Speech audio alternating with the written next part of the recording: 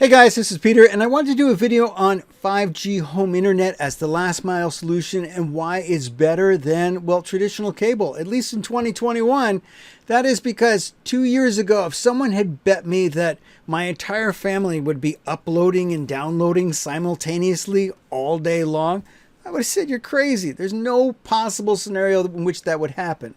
But then the pandemic happened, and the impossible happened. We were all simultaneously streaming up and down at the same time all day long.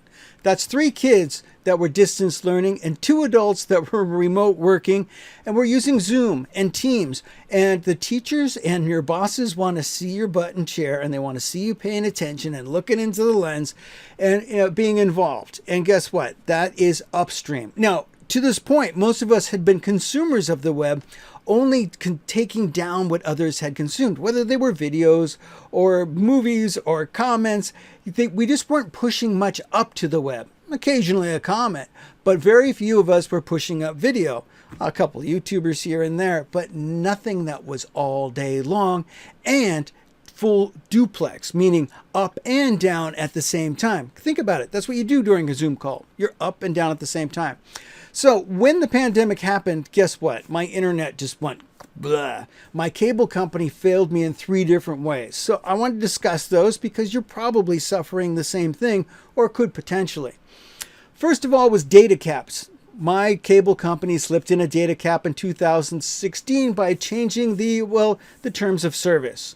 And they did it very smartly. They did it in 2016 and they put it at a level that we thought we'd never hit.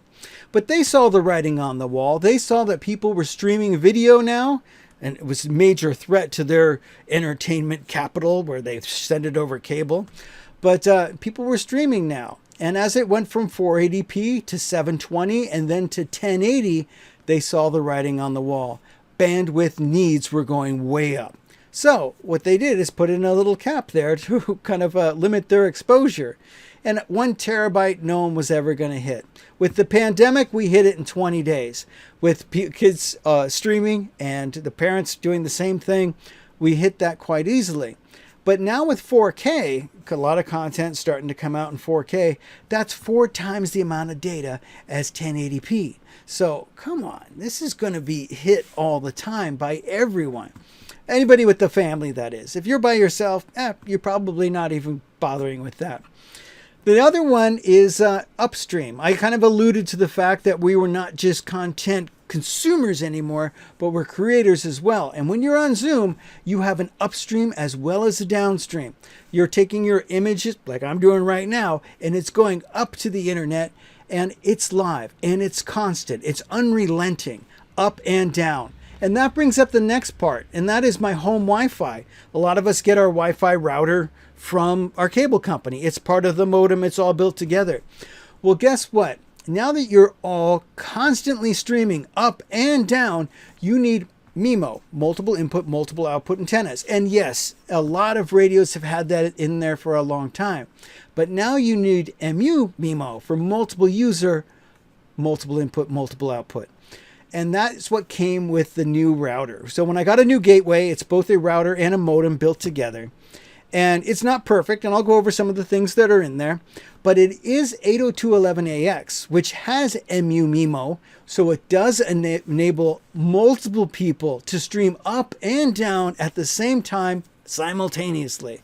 So that was another big thing. It was funny because I would test out the internet at night, and I was actually going into work, and my kids would all call me at 8 a.m. saying, the internet's down, and it happened day after day. Until I decided we needed the multiple user, multiple input, multiple output, and I did find a router that would do it. It was 802.11ac, but these new ones are 802.11ax, which is even better. So it does have these features built right into them. So basically, for $50 a month with free equipment, locked in, no data caps, I'm getting faster speeds, not only down, but up.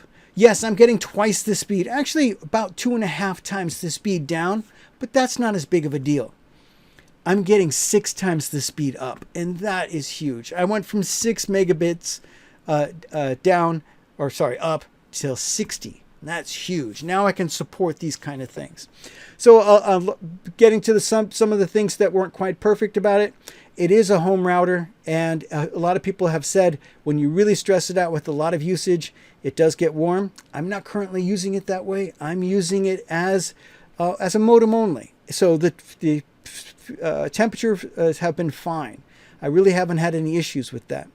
The other thing that I think is the biggest problem with a gateway that is both is that the optimum spot in my house to get the maximum cellular signal is not the same location as I would choose to cover my house with Wi-Fi. So having them together has really not been that perfect. But I did choose a different 802.11.ax or Wi-Fi 6 router, and I wired to that, and I used that to cover my house. I used the same SSIDs and the same passwords, so all the kids' stuff just logged in. My wife's stuff logs in, the doorbells, the rings, the alarm systems, everything's locked in.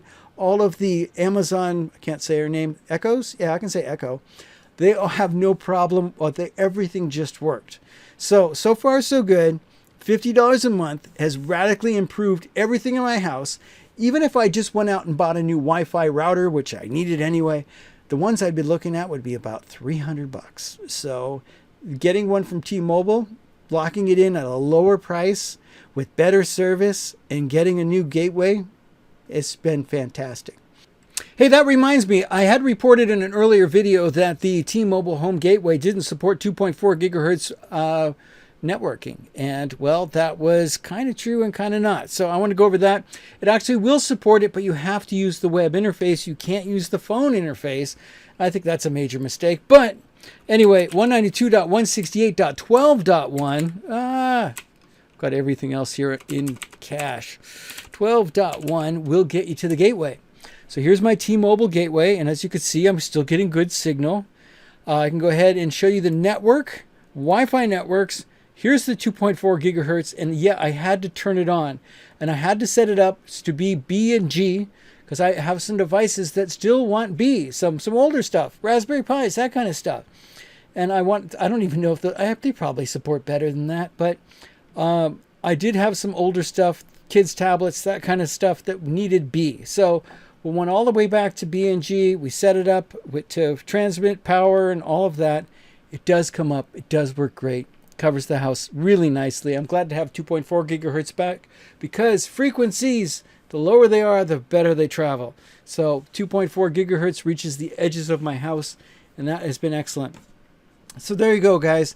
Hey, this has been fantastic for me. It is by no means am I saying that it's perfect, but what a sweet deal it was to get the hardware for free and pay $50 a month. So I'm paying less, getting 2.5 speed better down, and 11 times the amount of megabytes up.